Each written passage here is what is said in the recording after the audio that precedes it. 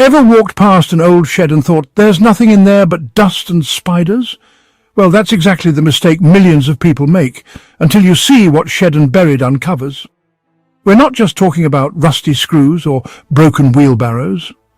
I mean full-blown classic motorcycles, forgotten relics of British history, and sometimes bizarre artifacts that make you question reality. And here's the shocking part. Most people don't realise how much is going on behind the scenes of Shed and Buried. From secret deals never shown on camera to items that end up in museums, the truth will leave you stunned. But before we dive in, do me a favour. Smash that subscribe button like you're smashing through a locked shed door with a crowbar. Because today we're unlocking the real secrets behind Shed and Buried.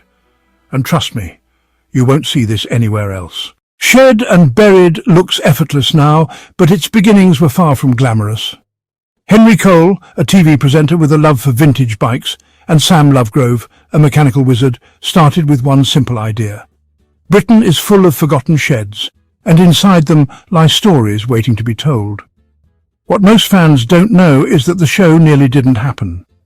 TV executives initially doubted that audiences would sit and watch two guys rummage through barns filled with rusty objects. The pitch sounded risky. After all, there were already antique shows and car shows. Why combine them? But Henry insisted, it's not about the items, it's about the hunt. That passion convinced producers to take a gamble.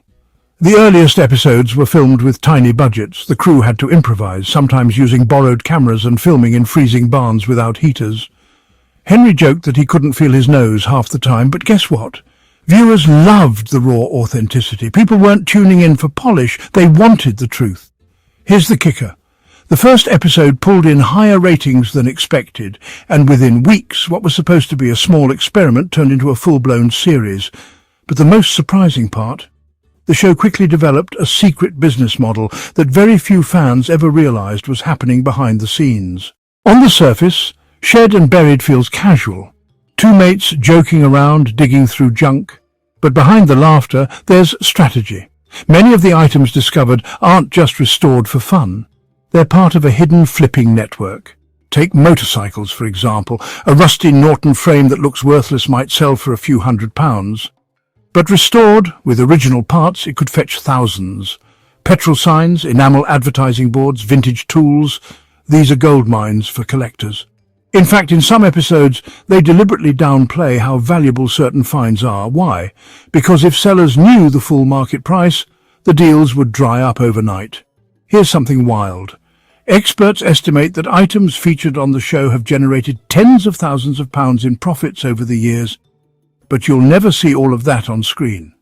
The team keeps some details private to protect future deals. Even more shocking? Some items are too valuable to sell privately and end up in museum collections. That's right. What started as just a TV show has helped preserve national heritage. But while money is one side of the story, the other side is far more personal, because sometimes what they find isn't just treasure, it's a direct link to history. And one particular shed revealed an almost time capsule that no one expected. Not everything you see on screen was guaranteed to make it there. In fact, some finds were so unusual or so valuable that producers hesitated to broadcast them. One memorable example? A dilapidated shed that looked like it would collapse with one good sneeze. Inside, they found a pristine Norton Commando motorcycle, untouched for decades. It was like stepping into 1970 all over again. Alongside it were rare racing posters that collectors would fight over. Producers debated whether to include the footage at all, fearing it might set unrealistic expectations for future episodes. And then there are the items with unexpected historical significance. In one case, an ordinary-looking farming tool turned out to be linked to World War II. When researchers traced it back, it had actually been part of Britain's wartime food production efforts. That wasn't just rusty metal, it was living history. Sam once joked, "We're not just mechanics, we're archaeologists with oil stains." And honestly, he's not wrong. But what makes these discoveries so fascinating isn't just the value, it's the fact that they accidentally turned Shed and Buried into something far more powerful. A documentary of forgotten British history. And once you realise that, the show suddenly takes on a whole new meaning. Every shed they open is like cracking open a time capsule. You don't just see items, you see decades of life frozen in place. There was the barn filled with 1950s toys, showing what childhood looked like long before iPads and PlayStations. There was the stash of farming machinery from the 1940s, revealing how villages once survived on tools that now look primitive. And don't forget the bicycles from war times, some of which were literally used by soldiers. What's truly shocking is how these items bring forgotten personal stories to light. Families who never made the history books, communities who relied on those machines, collectors who poured their hearts into building a legacy, all suddenly remembered because of one shed. Henry often says, every rusty item tells a story, and he's right. Shed and Buried doesn't just rescue objects, it rescues memories. But of course, not every story is light-hearted. Some sheds reveal darker truths, moments that changed how the crew looked at their work forever. Now let's pull back the curtain. Shed and Buried isn't all laughs and easy discoveries. The team has faced genuinely tense and sometimes dangerous moments. For one, many sheds are structurally unsound. In one episode, simply moving a motorbike risked collapsing half the roof. Crew members had to step in and reinforce the space before filming could even continue. Another time, Henry reached into a pile of cloth only to find, surprise, a nest of rats staring back at him. He jumped so high you'd think he'd discovered a treasure chest of gold instead. But here's something few fans know. Sometimes the most dramatic moments happen off-camera. Deals occasionally fall apart either because owners suddenly realize the value of their items or because negotiations get heated. Sam once refused to buy an item, not because it wasn't valuable, but because the seller didn't understand its worth. Rather than take advantage, he walked away. That moment showed just how much respect lies at the heart of the show. And speaking of respect, one particular discovery pushed the team into a whole different territory, raising questions no one expected. Here's where things get weird. Among the bikes and vintage signs, the team has uncovered finds so bizarre, fans still talk about them today. How about the 1950s mannequin they stumbled across, perfectly preserved, with a smile that looked a little too lifelike? Or the fully intact dentist chair, complete with tools, that looked straight out of a horror film? Henry quipped, "I think I've just found the world's creepiest shed starter kit."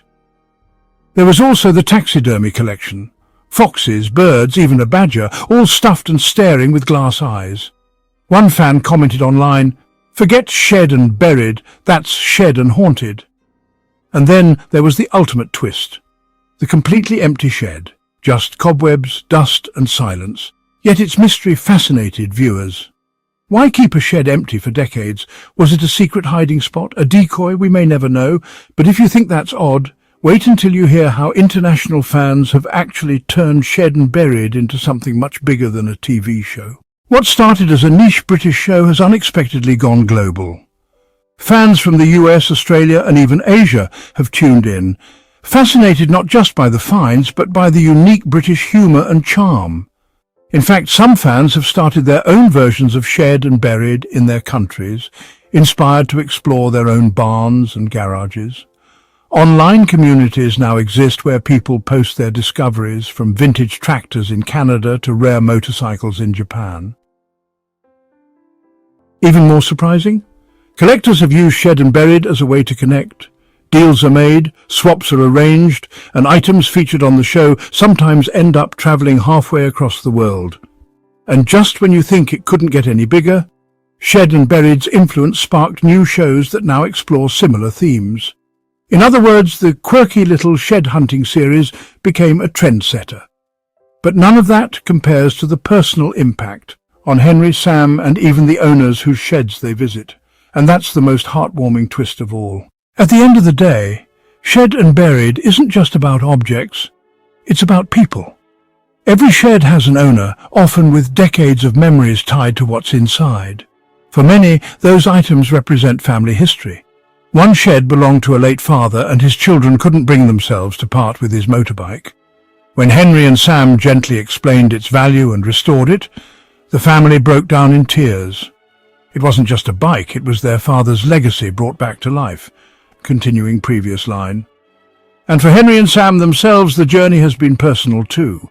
They've said the show has changed how they see everyday objects, teaching them that even the most ordinary piece of junk can hold extraordinary meaning.